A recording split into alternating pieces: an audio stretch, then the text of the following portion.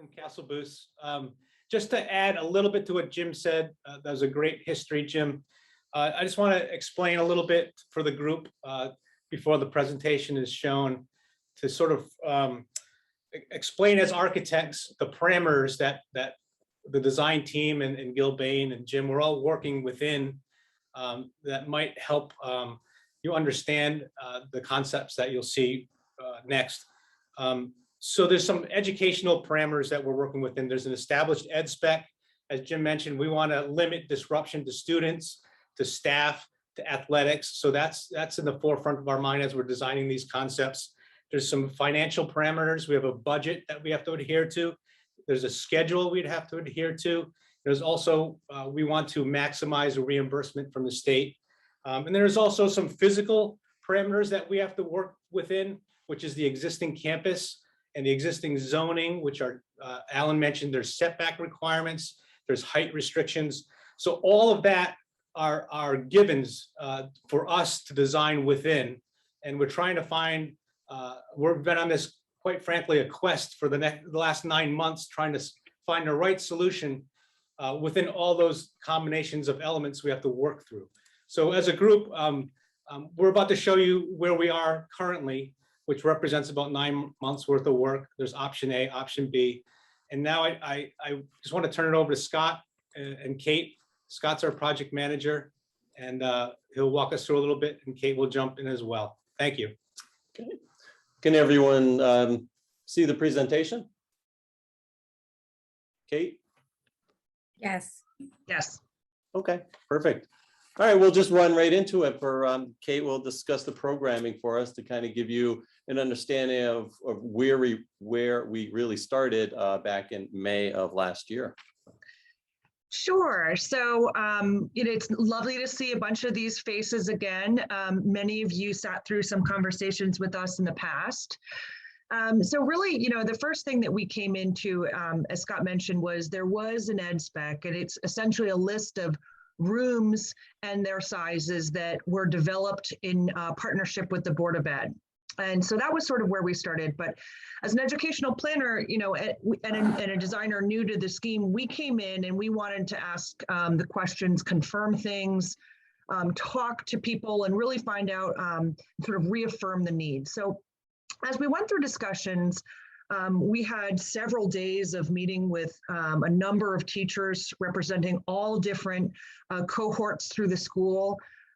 We met with department heads, we met with district and school-based administration, and we got a picture of what the view of the future of Norwalk High is. And PTECH, I'm sorry. So it wasn't necessarily how the building is shaped now or how it's organized now. We were really thinking, 20 to 50 years beyond, what is the goal for the relationships of those spaces from that list? So that's the diagram that we essentially see in front of us right now, where there's sort of a centralized core of media center, sort of the brain of the school, and the student commons is sort of the heart of the school, organizing around which all of the other pieces come. So this would be shared between the two schools, 1,500 Norwalk High students and 500 PTECH students, which is why you see one PTECH on the right-hand side, one small learning community, and two on the left-hand side. It's actually 4 small learning communities for Norwalk High, which could be flexible to be 1 per grade level, or you could do different cohorts. It's really flexible for organization in a high school model. For PTECH, we were thinking at least 2 small learning communities, really to break down those large numbers of students into, usually we look to 250 to be the sort of maximum that we want to put in a small learning community, so that we can try and have, the school seems small and have teachers accessible to the students. And so within each of these small learning communities, there's sort of all the things where a student can really get, they're not traveling long distances, which we heard was an issue at the school. So you'll see it's organized interdisciplinary. So you'll have science, special education, small group instruction, traditional classrooms for math, English, social studies, foreign language. They ring around a teacher planning area. So that's an area where teachers, because they're sharing classrooms in a collegiate model. That's where they have their personal items, and that's where they would do all their prep work in collaboration with each other. And then we talked about having this sort of like tech makerspace project area as an organizing piece amongst the learning communities, which would really serve to be able to allow students to work on longer term projects. So when the bell rings, they're not spending their time disassembling and moving somewhere else, so that they can really get into that true problem and project-based activity. You do see some administration in the small learning communities. And then in the PTECH one, for example, there is a lecture hall and some additional engineering and applications labs. Both schools had a desire to connect to outdoor learning space. So those where you see the sort of green dots of outdoor learning. And each would sort of have their own way to access in the building. You know, as we further define that, you'll see how it's done in the plans. And then there's sort of arts-based hubs and physical movement-based spaces. So you can see in the upper right-hand side in the purple, there's sort of all of the physical 3D arts, 2D arts, the music, the performing arts, sort of clustered together to create that sort of hub of spaces. And sort of directly across the commons, you have the green spaces, which are your gymnasium, the Air Force JROTC program, locker fitness spaces, which again are sort of all together. And we were sort of affectionately calling this the starfish, really, because you can, when you think about what that looks like, especially being on the Sound and going down to the aquarium when I was a kid, you know, looking at the starfish, that's really what we're trying to achieve here, where everyone is equidistant and organized around the same central core. Scott? Okay. Thank you, Kate.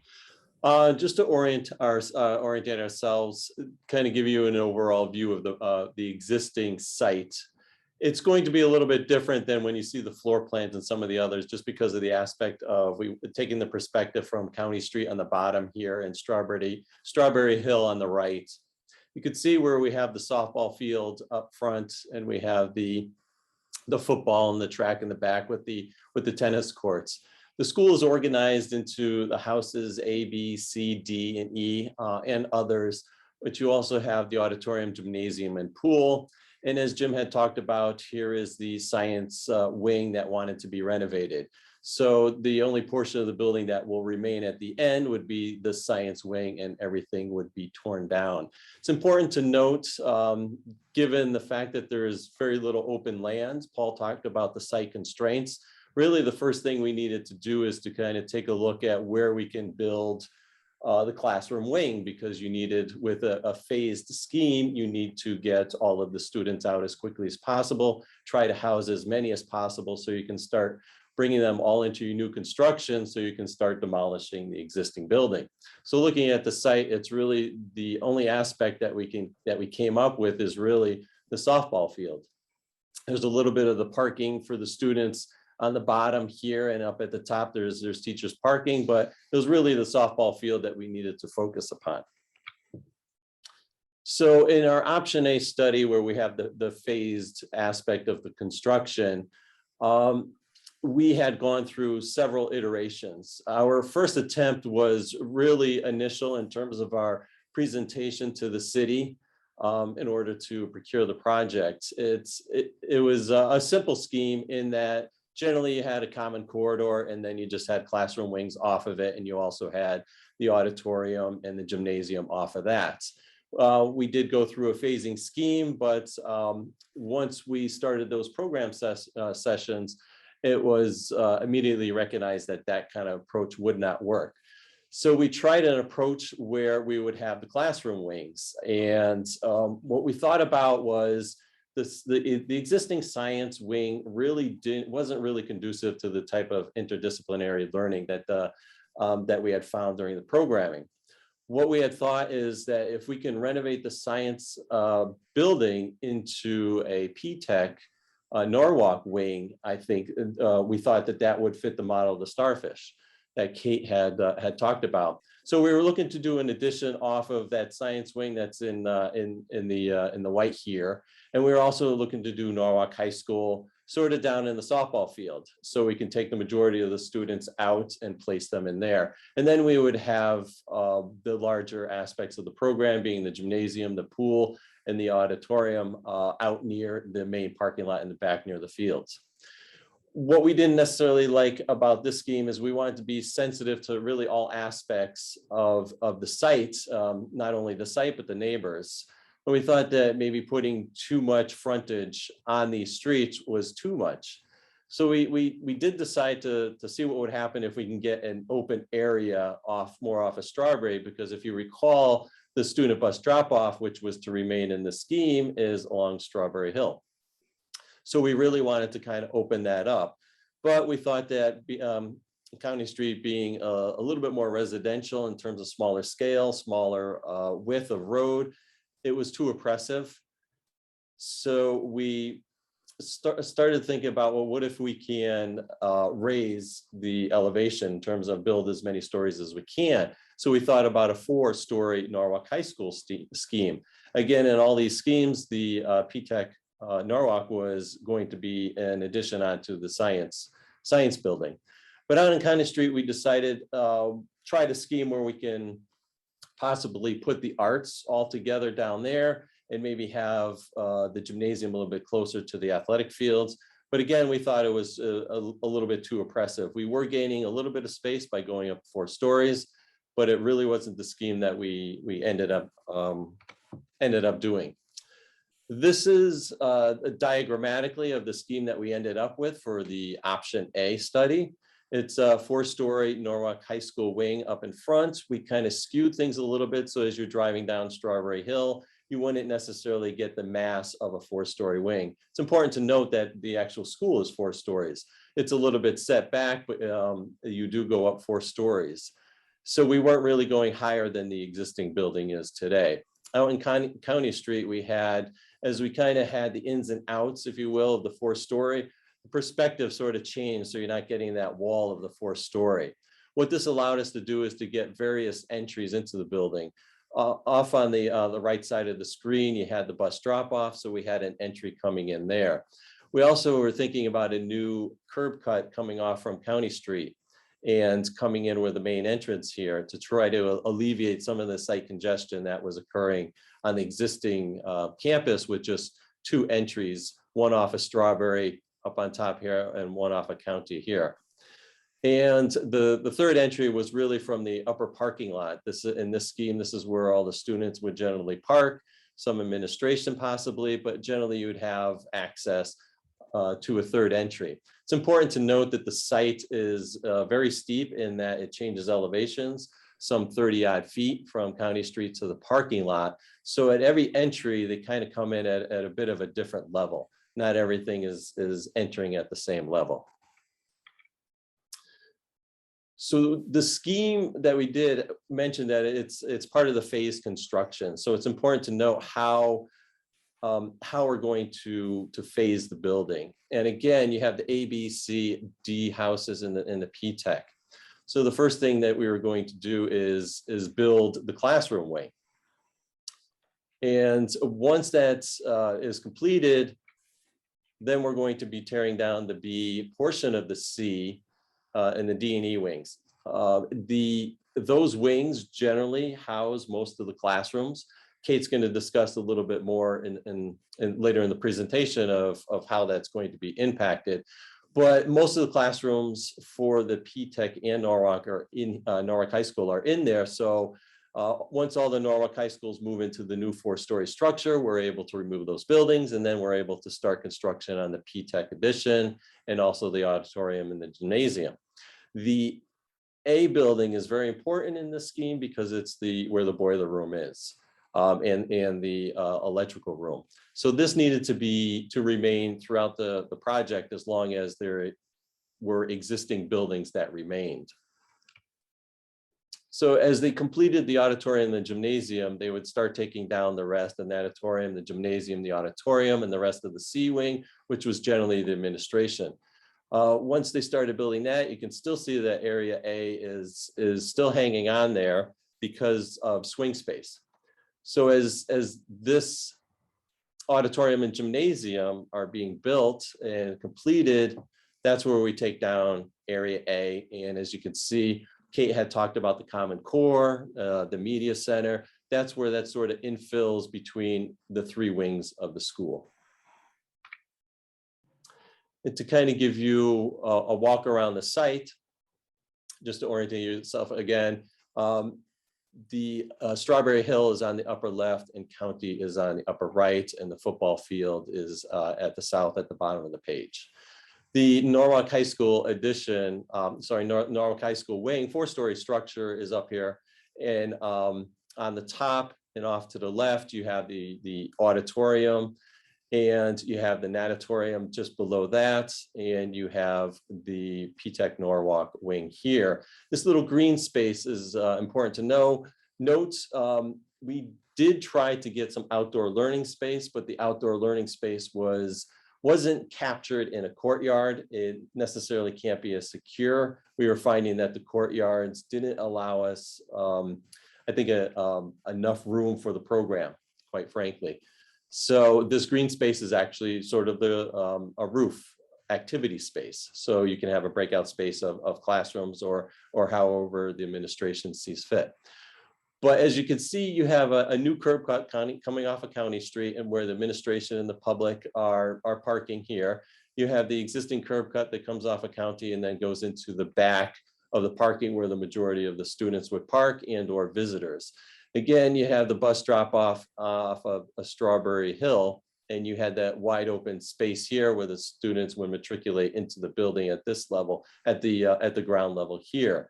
The administration and the public would come in on the other side, and up on the top, they would actually come in through here. We do have an ancillary entrance because of the auditorium. In the gymnasium, you'll be able to kind of come through here after hours. Some of the rest of the building would be locked off, so you'd only be able to access the various portions of the building, being athletics or the auditorium. You can see where we're replacing, where we had taken the softball field on the north, we're replacing it with, at the moment, a synthetic field, softball field, and a synthetic multi-purpose field here.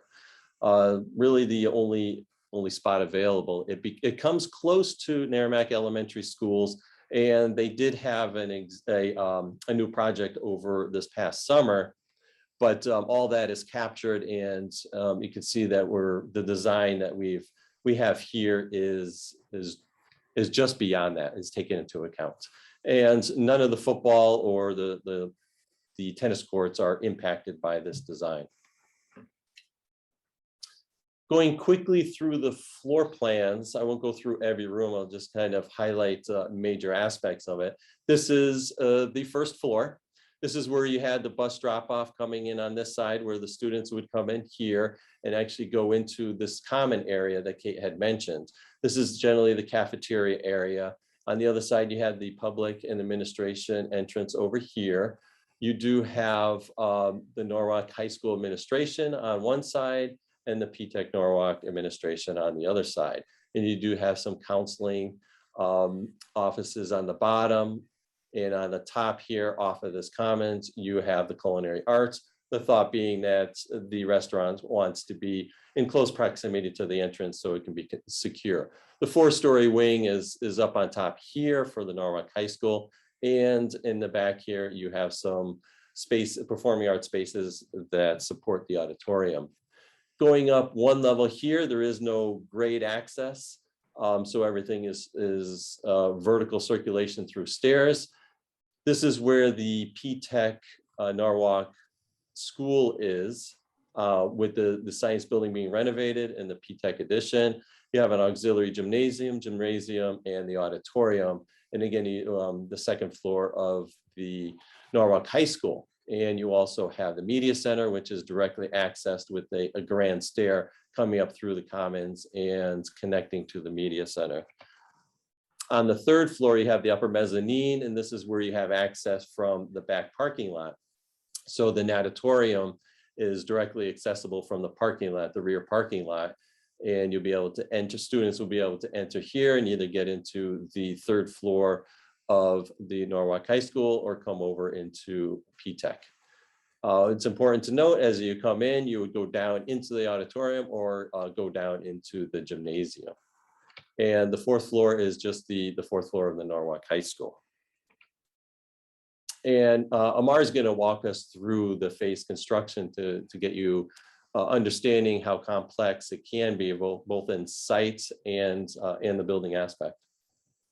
Thank you, Scott. Good evening. Again, my name is Amar Shamas. I'm with Gilbane Building Company. We're the construction managers, and we've been working on this project for about 8 months now, meeting with the design team, CSG, and the city on almost on a weekly basis, going over the design, supporting the design team as you've seen all the options that they've presented to you, as we discussed a lot of aspects as it relates to constructability, timeline, budgeting, and talking about some of the challenges and the complexity associated with this project. The site is a very tight site and required a lot of studying and making sure that obviously the safety of the students and the public is utmost as we enroll into the construction phase of the project. So what you see in front of you is as option A, and that's basically phase 1, which is the construction of the 4-story.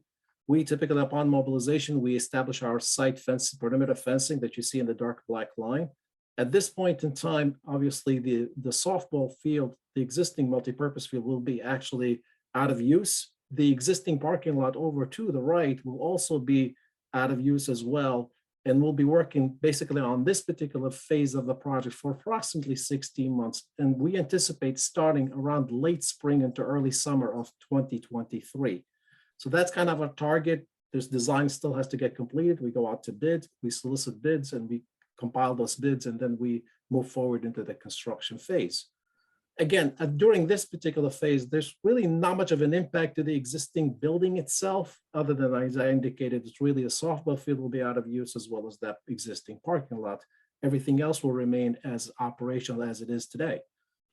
On to phase 2, the next one. So this particular phase, this is when we have completed the 4-story wing and it's ready for occupancy.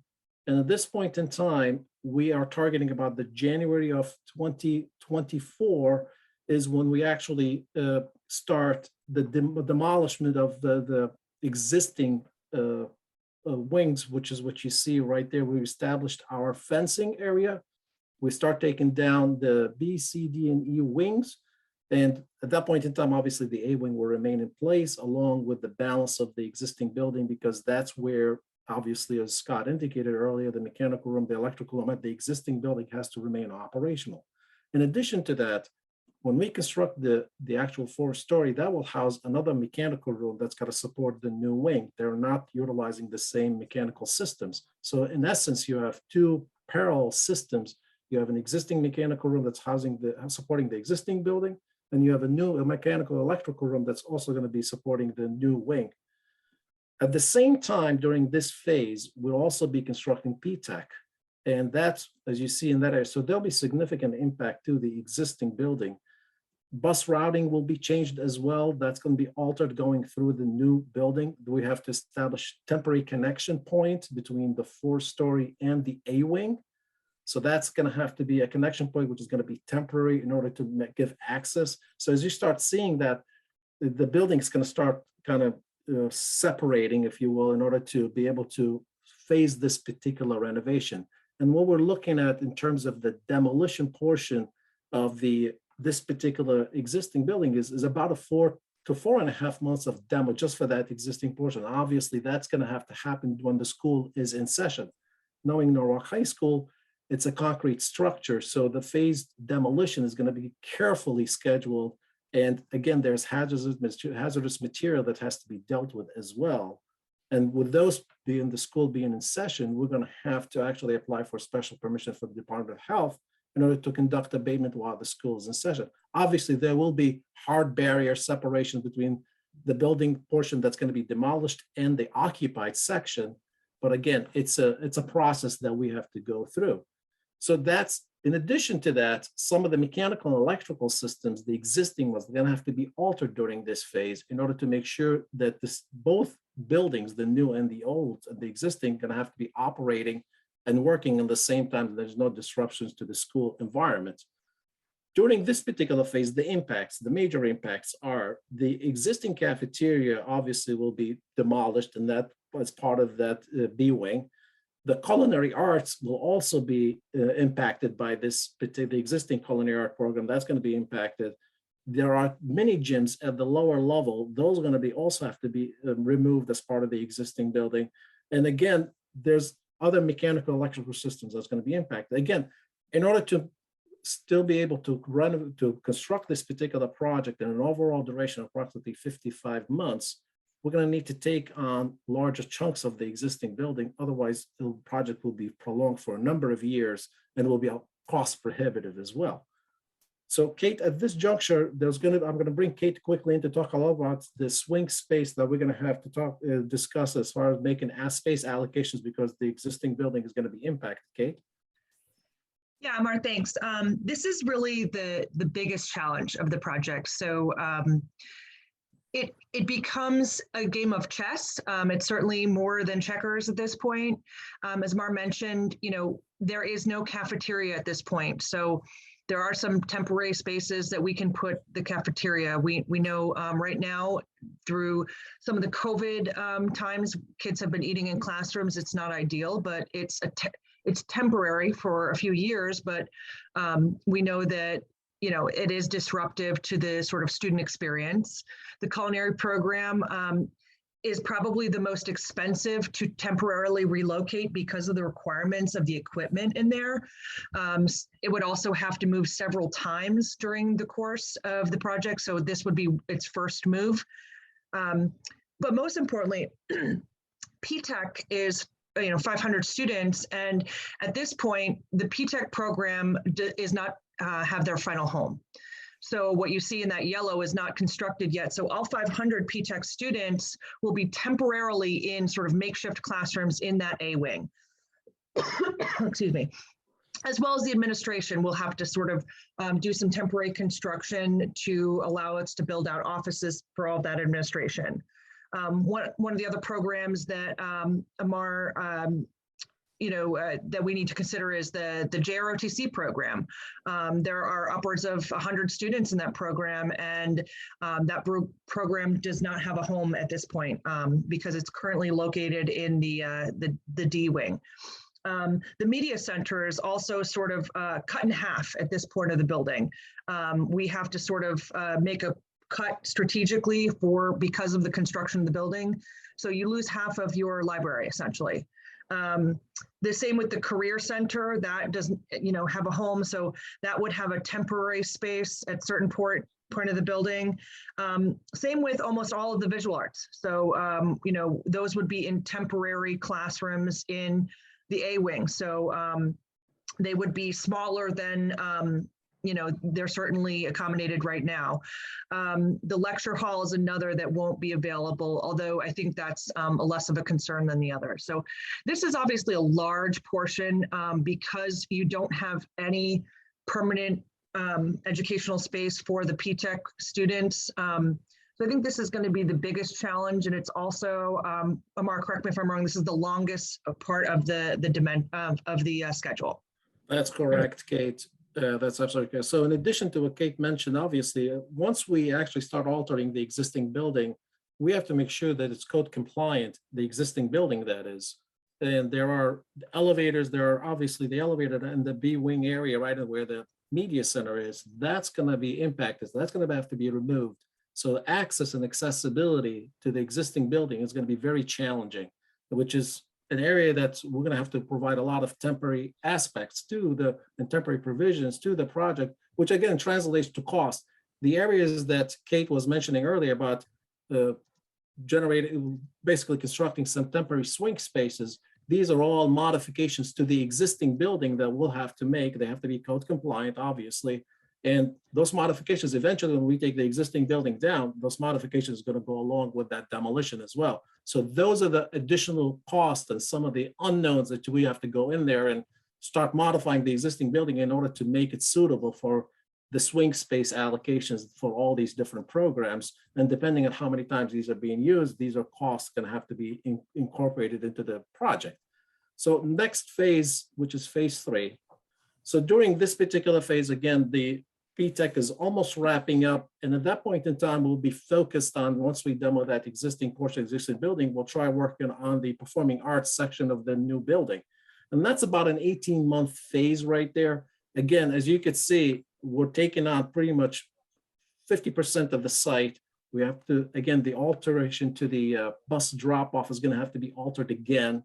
And again, dealing with areas that's going to have to be shared with construction as well as the school environment and bus drop-off. So very complex. It needs to be fully coordinated carefully with the school administration as it relates to access. And there's, again, when I say 18 months working in this particular environment, we're going to have to work a lot of long hours and shift work in order to get this work completed. We have to be respectful of the overall project schedule. Again, during this phase, we're looking to construct the new kitchen, the gymnasium, the locker room, the auditorium, all the performing arts wing. And that's about, again, as I indicated, is about an 18-month, starting sometime around April 25 and wrapping it up by August. And we try, as we schedule these portions of the construction of each wing, to make it as accommodating as possible to swing the school in during, breaks, either winter breaks or during summer break, ideally, if it works. Again, that's how we broke it up into manageable pieces. But again, it's very difficult and it's very complex. Again, during this phase, as you could see, the existing cafeteria is still not constructed because ultimately the final cafeteria is in where the A wing is, as Scott indicated earlier. So again, the school will be without cafeteria, still without culinary arts program, because that, again, the final location for that is in that where the red dot is, which is the center portion of the project. And again, those mini gyms are the same thing, same impact. Obviously, we do pick up, once we finish this particular phase, we do pick up the gym and the gym support spaces. That's pretty much, so again, some of the areas you'll see that once we go to the next phase, which is phase 4, and this is actually where we take down the A wing and we demolish the rest of the building. And this is, again, another complicated piece because now access where the red dot is, actually, that's where we took out the A wing. Now we have to implement an exterior walkway from PTECH to the actual 4-story Norwalk High School, because we'll be constructing the yellow box that you see in front of you. And that's where, again, it's about 130-foot walkway. We have implemented on a previous project. I've done it at the Enfield High School and also partly at West Haven High School. It is, from an administration standpoint, from a security standpoint, have to be managed very carefully. Obviously, it's going to be a covered walkway, but again, we're taking the student population outside and around the construction site. Obviously, our site will be fully secure with temporary construction fencing and gates. Access to the construction area is going to have to be carefully coordinated. And at this point in time, this particular phase, we're looking about August 26 and wrapping it up by, about January 27, that's the demolition portion. And then during this phase, again, we'll be constructing the actual cafeteria and the culinary arts. So again, during this phase 4, you still don't have that cafeteria and culinary arts. During this particular phase, as Kate maybe can jump in and still talk about some of the space allocation, because we're not 100% done with the project, like the administrative spaces. Kate, you can talk about that a little bit. Yeah, absolutely. And I think you hit the nail on the head, Amar. While we're building this last piece, this is, sort of the spaces that bring everything together. And there's nowhere else that they can be. So they're going to be temporarily taking up new space. So even now that you may have your black box / dance theater space, it's not going to be able to use for that because you also don't have a media center, a career center, the JROTC program, your health, nurse, the counseling areas are located in this portion of the building where you have your counselors, your social workers, your psychologists. This is where we're building the administration for both schools. So they will be in temporary location. So even though the majority of the building is built by this point, we still will have a lot of temporary construction, even in a new space, to allow this last phase to be done. The culinary lab is also one. that will not be constructed at this point. So those are all things where, even though this seems like the last, the last portion, like we see the home finish, there's still Yep. a lot of temporary construction that would be needed to make this portion of the construction occur. So moving on to the last phase of phase 5, basically, as we wrap this one up. So again, this is the finished product as we construct the final project. Again, as I indicated, it's 55 months. Now, in addition to this, obviously, we've done all the estimating related to this particular option. And it's from a construction standpoint, it's about $191 million construction value for this particular project. And a lot of cost and a lot of money was included for that particular phasing and the complexity of the temporary swing spaces. That's pretty much as it relates. Again, we wrap up around December 27 for the site work and the balance of the parking lot. Scott, turning it over to you. Thank you, Omar. Just to conclude option A, this is a massing study, kind of understanding where you had the Strawberry Hill on the right and County again on the left, and the PTECH Norwalk with the addition in the back. Just wanted to give you an example of what it can look like, and the size and the complexity and the overall context. Getting into option B. This is where we were asked to go ahead and try something on the existing football field. So there really only is 2 places to build a new building. It's either on the softball field or the football field. So we did take a look at several variations. This site allowed us more options to explore. There was probably over 10 to 12 options that we did do. We did explore, putting all the classrooms on one side and all the bigger programs on another side. And then we still wanted to respect, now we're dealing with another street, King Street out in the back here. So we wanted to respect that, just as we did County and Strawberry. So we didn't necessarily want the 4-story structure to be in the back. Again, we did try to fit 2-story structures, even 3-story structures. It just wasn't enough room. The actual site was probably a little smaller than in option A. So everything had to be definitely compact, which actually helped the program of the building. What we ended up having is the 4-story again, and a 4-story for Norwalk and a 3-story for PTECH. The site that we ended up with is we ended up basically having to flip-flop the football field with the building. Because we had displaced the football field and the tennis courts, you can see that the new football stadium is upwards in the intersection of County and Strawberry with the tennis courts. We had talked about a steep site. These are actually tiered.